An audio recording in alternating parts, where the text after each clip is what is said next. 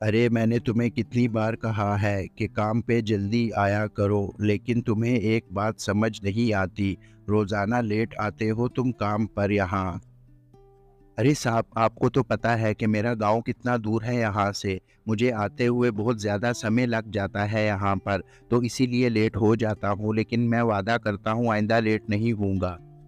अरे ये तुम्हारे रोज़ के बहाने हैं। देखो, ये तुम्हारे पास आखिरी मौका है। अगर आइंदा के बाद लेट हुए तो फिर यहाँ पर काम पे मत आना। आज राजू बहुत ज़्यादा दुखी था। आज सेठ ने उसको बहुत ज़्यादा डांटा था और राजू यही सोच रहा था आते हुए कि क्या पूरी उम्र उसकी डांट खाते हुए गुजर जाएगी। इसलिए आज वो बहुत ज़्यादा निराश था। अरे आज आप आ गए। आप तो बहुत निराश लग रहे हैं, क्या हुआ है?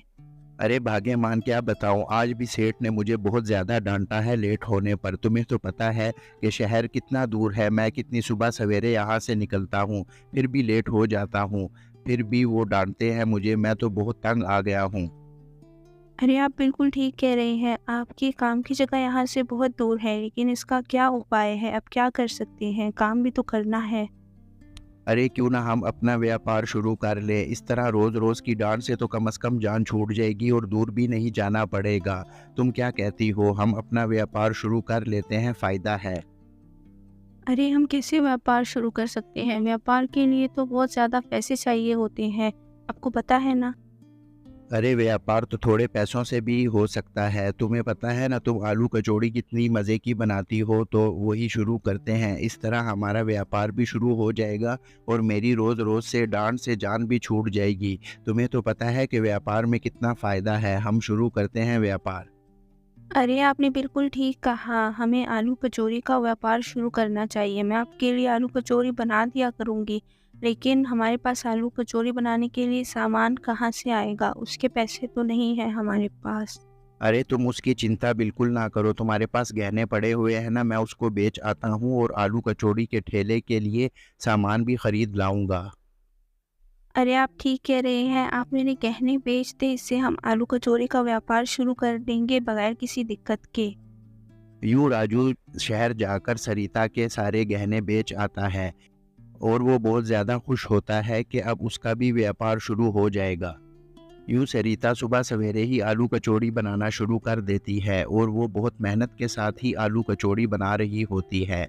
अरे ये क्या भाग्यमान, तुमने सुबह सुबह ही आलू कचौड़ी बनाना शुरू कर दी। अभी तो बहुत ज़्यादा सुबह है, तुमने अभी शुरू कर दी। अरे सुबह-सुबह इसलिए काम कर रही हूँ ताकि टाइम पर आलू कचौरी को बना सकूँ और आप फिर टाइम पर उसको बेच सकें। हर चीज़ बनाने में टाइम लगता है, आपको पता है। यूँ राजू अब गांव के बाहर एक आलू कचौड़ी का ठेला लगाना शुरू कर देता है और अब आहिस्ता आहिस्ता लोग उसके पास आलू कचौड़ी खाने आने लगते हैं। अरे भैया, मुझे एक आलू कचौड़ी की प्लेट देना। तुम मुझे यहाँ पर नए लगते हो, पता नहीं तुम्हारी आलू कचौड़ी का स्वाद कैसा होगा। अरे नहीं नहीं भैया, मेरी आलू कचौड़ी बहुत ज़्यादा स्वादिष्ट है। आप एक बार खाकर तो देखिए, आपको आनंद आएगा, बहुत ही स्वादिष्ट है। अरे इसीलिए तो कह रहा हूँ कि एक ही प्लेट दो। अगर स्वादिष्ट हुई तो मैं फिर घर भी लेकर जाऊँगा तुम्हारे से। ठीक है भैया, आप बैठिए। आपके लिए मैं अभी एक आलू कचौड़ी की प्लेट लगाता हूँ। यूँ राजू अब उस आदमी को एक आलू कचौड़ी की प्लेट दे देता है और आदमी खूब आनंद लेकर वो आलू कचौड़ी खा रहा होता है, क्योंकि राजू की आलू कचौड़ी बहुत स्वादिष्ट होती है। अब राजू के ऊपर काफ़ी भीड़ शुरू हो जाती है, क्योंकि उसके आलू कचौड़ी की धूम काफ़ी दूर दूर तक फैल जाती है। राजू बहुत ज़्यादा खुश होता है कि उसका व्यापार खूब अच्छे तरीके से फैल रहा है। अरे भाग्यमान, देखो तो सही, आज मैं कितने पैसे कमा कर लाया हूँ। इतने पैसे तो मुझे पूरी महीने डांट खाने के बाद मिलते थे और आज व्यापार से पहले दिन ही पूरे महीने की तनख्वाह जितने पैसे जमा हो गए हैं। अरे वाह, वाह! आज तो आपने बहुत ज़्यादा पैसे कमाए हैं। लगता है कि मेरे हाथ की आलू कचौड़ी बहुत ज़्यादा पसंद आ गई है लोगों को। अरे हाँ हाँ, वहाँ पर सब लोगों को बहुत ज़्यादा तुम्हारी आलू कचौड़ी पसंद आई है। अब हम इसी तरह मेहनत करके अपने घर के हालात ठीक कर लेंगे। इस तरह अब राजू के हालात काफ़ी बदलने लग गए थे और उसने अब एक बाइक भी ख़रीद ली थी, जिस पर वो बाज़ार रोज़ाना जाता और आलू कचौड़ी का सामान ख़रीद कर वहाँ पर वापस आ जाता था। राजू के ये हालात देखकर उसका एक दोस्त मनीष भी उसके पास आ जाता है कि उसके हालात कैसे ठीक हुए। अरे राजू, मुझे एक बात बता, तेरे ये हालात कैसे ठीक हो गए? तेरे पास तो पहले बिल्कुल पैसे नहीं होते थे, अब तूने बाइक भी खरीद ली है और अब तू शहर भी नहीं जाता काम करने के लिए, ऐसा क्या हुआ है? अरे यार, मैं अब व्यापार करता हूँ आलू कचौड़ी का, और अब मैं शहर नहीं जाता काम करने के लिए, क्योंकि मेरी पत्नी अब मुझे एक आलू कचौड़ी बना देती है और मैं वो गांव के बाहर ठेले पर जाकर बेच आता हूँ। अब मेरे हालात काफ़ी ठीक हो गए हैं। अरे राजू यार, मुझे भी अपने व्यापार में शामिल कर ले, मेरे पास थोड़े से पैसे हैं। क्यों ना हम एक ठेले से एक ढाबा खोल लेते हैं और मैं भी तेरा काम में हाथ बटा दिया करूँगा। क्या कहता है तू? अरे हाँ, तू मेरा दोस्त है और मुझे तेरी मदद ज़रूर करनी चाहिए। वैसे भी मुझे अब व्यापार बढ़ाना है, तो मैं एक ढाबा खोल लेता हूँ तेरे पैसों से। ठीक है, तू इस तरह कर कि तू कल पैसे ले आ, ढाबा खोल लेंगे। अरे यार, तेरा बहुत बहुत धन्यवाद राजू, मैं तेरा ये एहसान कभी नहीं भूलूंगा। ठीक है, मैं कल पैसे ले आऊँगा और फिर हम ढाबा खोल लेंगे।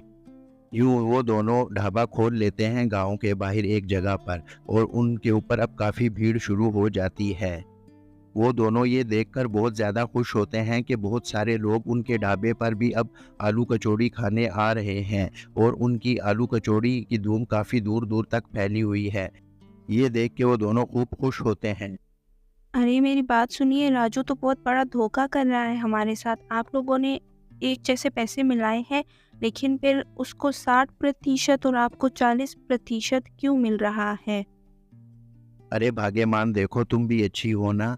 देखो, राजू और उसकी पत्नी खूब मेहनत करते हैं, वो सुबह सुबह उठकर आलू कचौड़ी बनाते हैं। मैं तो सिर्फ जाकर उनके साथ खड़ा होता हूँ और उसके व्यापार में उसकी मदद करता हूँ, इसीलिए तो वो 60% लेते हैं और मैं 40%।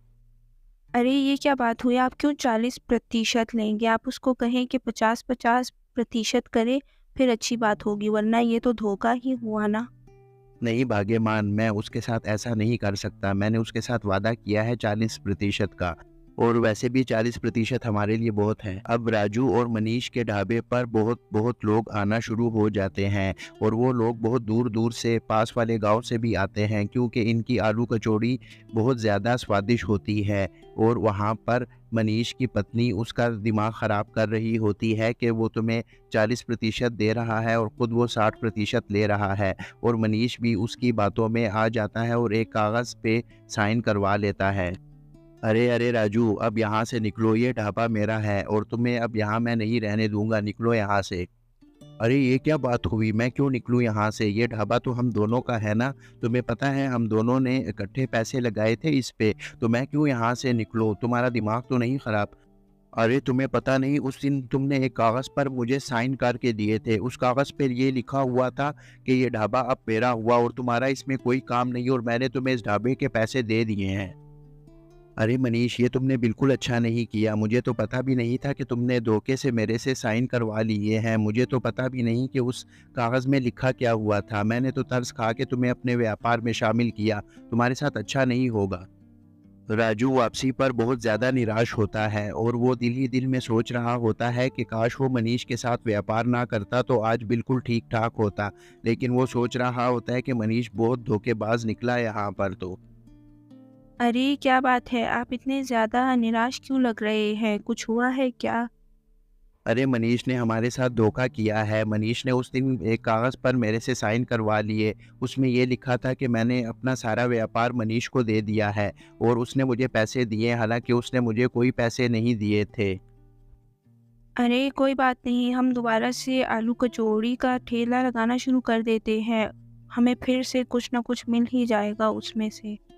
हाँ, तुम बिल्कुल ठीक कहती हो कि हमें फिर से अपना ठेले पे आलू कचौड़ी का व्यापार शुरू करना चाहिए। हम खूब मेहनत करेंगे और ऊपर वाला हमें फिर सफलता दे देगा, और देखना मनीष के साथ बहुत बुरा होगा।